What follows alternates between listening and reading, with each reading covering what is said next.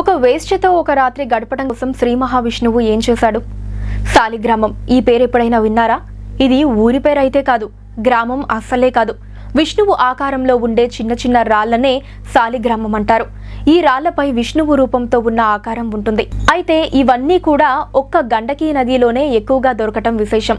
గండకీ నది గర్భంలోనే ఇలాంటి రాళ్లు ఎక్కువగా దొరుకుతాయి. వీటిని చాలా మంది పూజ గదిలో ఉంచుకొని పూజిస్తూ ఉంటారు. వీటికి ఎంతో మహిమ ఉంటుందని అక్కడి భక్తుల నమ్మకం. ఇవన్నీ గుండ్రంగా నున్నగా ఉంటాయి. తాబేలు ఆకారంలో నోరు తెరుచుకొని ఉంటాయి. లోపల విష్ణువు కనబడతాడు. ఇంత ప్రత్యేకమైన సాలిగ్రామాలు గండకీ నదిలోనే లభించడం వెనక ఒక కథ ఉంది. పూర్వం గండకీ అనే అమ్మాయి ఉండేది. ఆమె అందానికి ఎవ్వరైనా సరే దాసోహం కావాల్సిందే. శ్రావస్తి అనే నగరంలో ఈ గండకీ ఉండేది. ఈమె ఒక వేశ్య. గండకితో ఒక్క రాత్రి గడిపితే చాలు వాళ్ళ తలరాతలు మారిపోయేవి, వాళ్ళ అదృష్టాలు మారిపోయేవి. ఆ ఒక్క రాత్రి ఆమెతో గడిపే అవకాశం రావటమే ఒక అదృష్టం.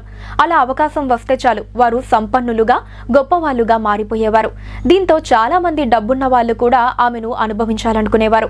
అయితే గండకి మాత్రం అందరినీ తన దగ్గరకు రానిచ్చేది కాదు. చెడ్డవాళ్లతో అస్సలు గడిపేది కాదు.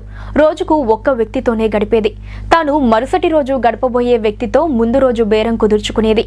ఇక ఆ రోజు మొత్తం అతనే భర్తగా భావించేది. తను ఏది కోరితే అది చేసేది. కేవలం సుఖం అందించడమే కాదు, తనను భర్తగా భావించి తాను చెప్పే ప్రతి పని చేసేది. తన వద్దకు వచ్చిన వ్యక్తికి ఏమైనా తట్టుకోలేకపోయేది. గండకీ గురించి నారాయణుడికి తెలిసిందే. ఆమెను పరీక్షించాలనుకున్నాడు. ఒకరోజు ముందు మారువేషంలో వెళ్లి గండకీతో బేరం కుదుర్చుకున్నాడు. గండకీ కూడా అతను మంచివాడిలాగా కనిపించాడు కాబట్టి ఒకరోజు ఆయనకు భార్యలా ఉండేందుకు ఒప్పుకుంది. తనకు ముందుగా భార్యలా స్నానం చేసి కడుపు నిండా భోజనం పెట్టమని కోరుతాడు నారాయణుడు. సరే అని గండకీ ముందుగా ఆయనకు స్నానం చేయించబోతుంది. బట్టలు తీసివేస్తే ఒంటి నిండా పుండ్లు కనపడ్డాయి. నారాయణుడు అందవికారంగా కనిపించాడు. అయినా కూడా ఆమె శ్రద్ధగా స్నానం చేయించింది. సువాసనలు గుప్పించే సుగంధ ద్రవ్యాలను గండకి ఆయన్నికి పూసింది. కొత్త బట్టలు తొడిగించింది. తరువాత తనే వంట చేసి అతనికి వడ్డించింది. అతని చేతులకు మొత్తం పుండ్లు ఉండటంతో సరిగ్గా తినలేకపోతాడు. దాంతో ఆమె తినిపిస్తుంది. తర్వాత మిగిలిన అన్నాన్ని ఆమె తింటుంది. తర్వాత అతన్ని పక్క మీదకి తీసుకెళ్తుంది. కానీ ఆయన ఏం చేయలేని పరిస్థితిలో ఉంటాడు. బాగా జ్వరం వస్తుంది. అతనికి ఆ రోజంతా సేవ చేస్తుంది గండకి. ఆ రోజు రాత్రి అతను చనిపోతాడు.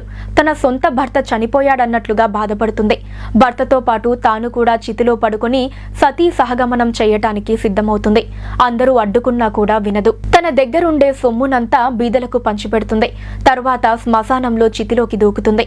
అయితే మంటలు ఒక్కసారిగా మల్లెపూల మాదిరిగా మారతాయి. విష్ణువు ప్రత్యక్షమై నువ్వు చేసే వృత్తిని నిజాయితీగా చేయటం నాకు నచ్చింది అంటాడు. గండకి సంబరంగా విష్ణువు వైపే చూస్తుంది. నీకు ఏ వరం కావాలో కోరుకో గండకి అంటాడు విష్ణుమూర్తి. గండకి విష్ణువునే తన గర్భాన పుట్టాలని కోరుకుంటుంది. సరే, నీ కోరిక వచ్చే జన్మలో తీరుతుంది. నీ గర్భంలో ఎప్పుడు నేను పుడుతూనే ఉంటానంటాడు విష్ణువు. గండకి మరు జన్మలో నదిగా పుట్టింది. ఆ నది గర్భంలోనే సాలిగ్రామాలు అంటే విష్ణుమూర్తి రూపంతో ఉండేవి పుడుతూనే ఉన్నాయి. ఇది సాలిగ్రామం గండకీ కథ. తులసి శాపం వలన సాలగ్రామంగా మారిన విష్ణువు గండకికి ఇచ్చిన వరం వలన గండకీ నదిలోకి సాలగ్రామ రూపంలో చేరతాడు. ఈ గండకీ నది నేపాల్లో ఉంది. కాఠ్మండూ వెళ్లే దారిలో కనిపిస్తుంది. ఈ నదిలోనే సాలగ్రామాలు దొరికేది. మనం పూజించే చిన్ని చిన్ని సాలగ్రామాలు ఇక్కడి నుంచి వచ్చినవే. సో చూసారు కదండి, ఇలాంటి మరిన్ని ఆధ్యాత్మిక విషయాల గురించి తెలుసుకోవాలి అంటే మా ఛానల్ని తప్పకుండా సబ్స్క్రైబ్ చేసుకోండి. అలాగే ఈ వీడియో మీద మీ అభిప్రాయాన్ని నాకు కామెంట్ చేయడంతో పాటు ఈ వీడియోని లైక్ అండ్ షేర్ చేయడం మర్చిపోకండి.